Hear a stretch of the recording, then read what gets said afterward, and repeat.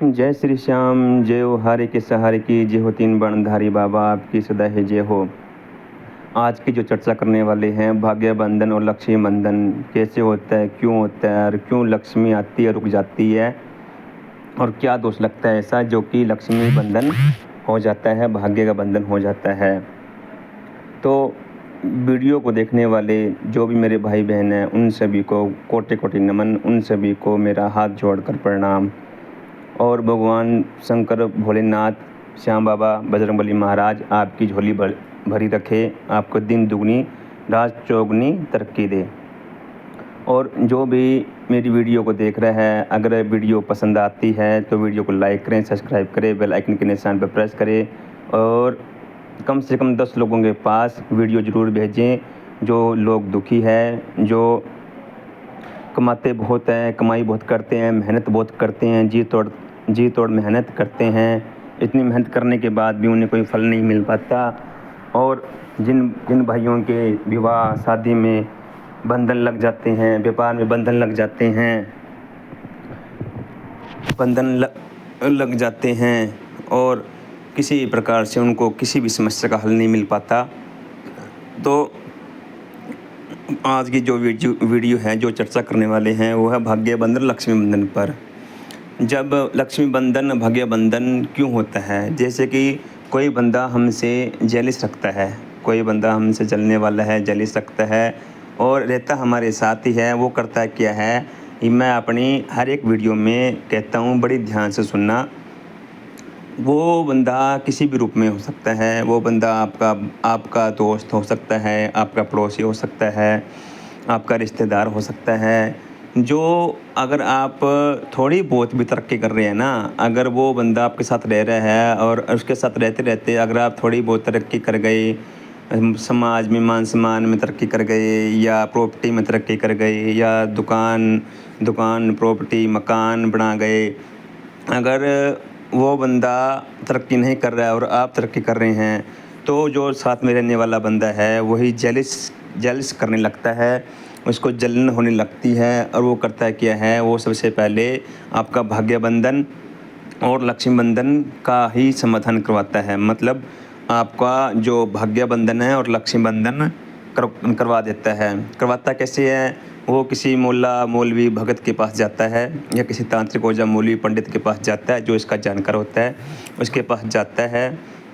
और सबसे पहले वो आपके नाम से, आपके गोत्र से, जो आपके पितर अगर आपके बलवान नहीं हैं, अगर आपके घर में, वो इस चीज़ का पता करवाता है कि इसके घर में पितर बलवान है। अगर वो इस चीज़ का जानकार होता है तो सबसे पहले आपके पितर का ही बंधन होता है। अगर आपके घर में पितर बलवान नहीं हैं तो उसके लिए बड़ा ही सरल हो जाता है बंधन करवाना, भाग्य बंधन करवाना, लक्ष्मी बंधन करवाना बड़ा ही सरल हो जाता है। अगर आपके घर में पितर बलवान नहीं हैं, अगर आपके घर में पितर बलवान हैं तो उसके लिए बड़ा ही मुश्किल होता है, क्योंकि जिस घर में देव पितर होते हैं, देव श्रेणी के पितर होते हैं, देव तुल्य पितर होते हैं, उनके घर में किसी प्रकार का टोना टोटका नहीं चलता, किसी प्रकार का बंधन नहीं चलता, किसी प्रकार की समस्या नहीं आ सकती। क्योंकि जिस घर में पितर होता है वो घर का रखवाला होता है, घर का मुखिया होता है, और वो देवतुल्य होता है। देवता के समान उसमें शक्ति होती है, असीम शक्ति होती है। देवी देवता भी उसको पूज कर करके अंदर प्रवेश करते हैं।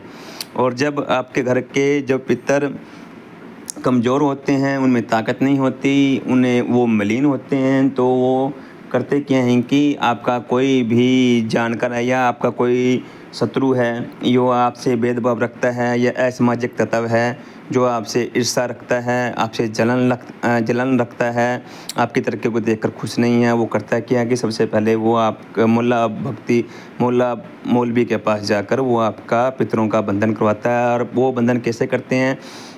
वो बंधन करते हैं कि वो आपके पितरों के साथ सबसे पहले तो आपके पितरों का बंधन करते हैं। बंधन में आपके पितरों के साथ वो कोई नेगेटिव चीज़ों को छोड़ते हैं, जैसे कि मसाणी मसान, पीर बाबा या ख्वाजा, पीर बाबा हो गया, ख्वाजा हो गया, या किसी प्रकार की कोई भी नकारात्मक शक्ति को उनके साथ छोड़ देता है, क्योंकि जो शक्ति छोड़ता है वो मलिन होती है। और मलिन होने के कारण जो आपका देवता होता है, घर का मुखिया होता है, अगर वो देव तुल्य भी होता है तो वो आपकी रक्षा नहीं कर पाता, क्योंकि उसके आगे ऐसी चीज़ें छोड़ दी जाती है जो चाहकर भी आपकी रक्षा नहीं कर पाता। वो ऐसी चीज़ छोड़ते हैं, मसान की चीज़ें छोड़ देते हैं, मसाने छोड़ देते हैं, चौक चौराहे वाले छोड़ देते हैं, और जिन जिन्नात, चुड़ैल, डाकनी साकनी, हाकनी, पिशाचनी या रंकनी या अन्य प्रकार की वो आपके पितरों के साथ ऐसी शक्तियों का लगा देता है जो कि मलिन होती है, बिल्कुल म्लेच्छ होती है, और जो चाहकर भी जो आपका घर का देवता होता है, आपका घर का रखवाला होता है, आपके घर का पितृदेव होता है, देवतुल्य होता है, वो चाहकर भी आपके घर की रक्षा नहीं कर पाता।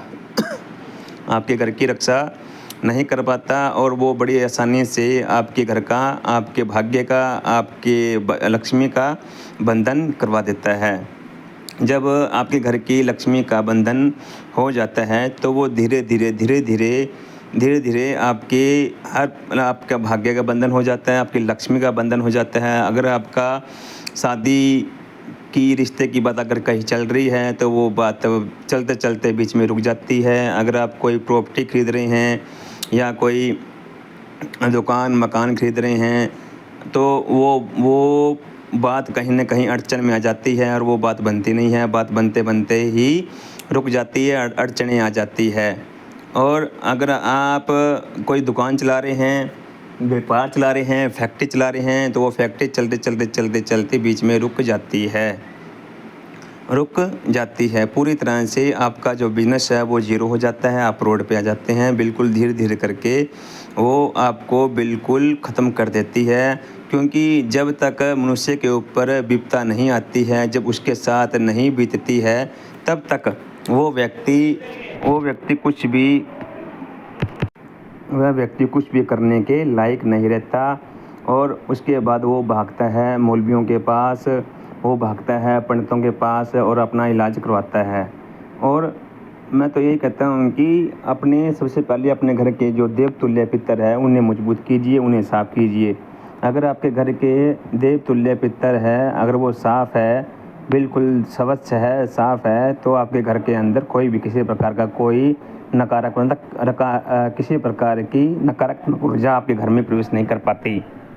सबसे पहले अपने घर के अंदर अपने पितरों को मजबूत कीजिए, उन्हें साफ़ कीजिए, उन्हें मंत्रों के द्वारा साफ़ कीजिए, हवन कीजिए। घर के अंदर अगर हो सके तो एक हफ्ते में 2 या 3 हवन कीजिए। गायत्री मंत्र का जाप ले या हनुमान बाबा का जाप ले, उससे घर के अंदर हवन कीजिए।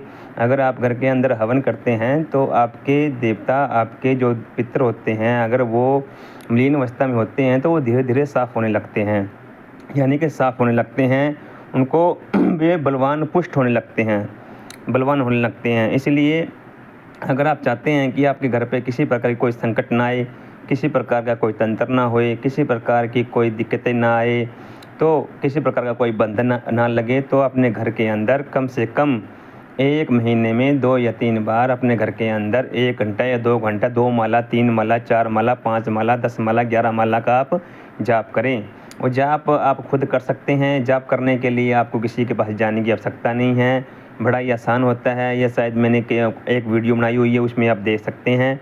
तो आप मंत्रों का हवन कर सकते हैं। हवन करने से होता क्या है कि जो आपके अगर पितर मलिन अवस्था में है तो वो धीरे धीरे करके साफ़ हो जाएंगे और वो धीरे धीरे आपकी सुरक्षा करने लग जाते हैं। और क्योंकि वो घर के ही देवता होते हैं, और तांत्रिक मौलवी पंडित उन्हें करते क्या है कि उन्हें उनके साथ कोई चीज़ें लगाकर उनको मलीच कर देते हैं, मलिन कर देते हैं। और जब आप कहीं पूछा करवाते हैं तो यही आता है कि आपके पितरों को उल्टा करके छोड़ दिया गया है और आपके पितर ही प्रेत बन चुके हैं जो आपको काट काट कर खा रहे हैं, क्योंकि वो भी दुखी है, उनका भी बंधन किया गया है और कहीं ना कहीं उनका बंधन हुआ है और उनके साथ गलत चीज़ें लगी है तो उनको पीड़ा होती है, तो वो अवश्य ही आपको पीड़ा देंगे, क्योंकि आपके पितरों का भी बंधन हुआ है, तो कहीं ना कहीं वो आपको दुख ही देंगे।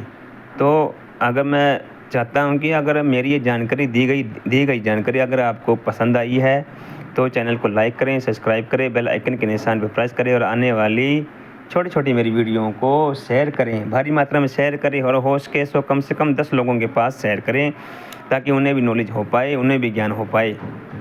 तो जय श्री श्याम, जय हारे के सारे, जय तीन बाणधारी बाबा, आपकी सदा ही जय हो।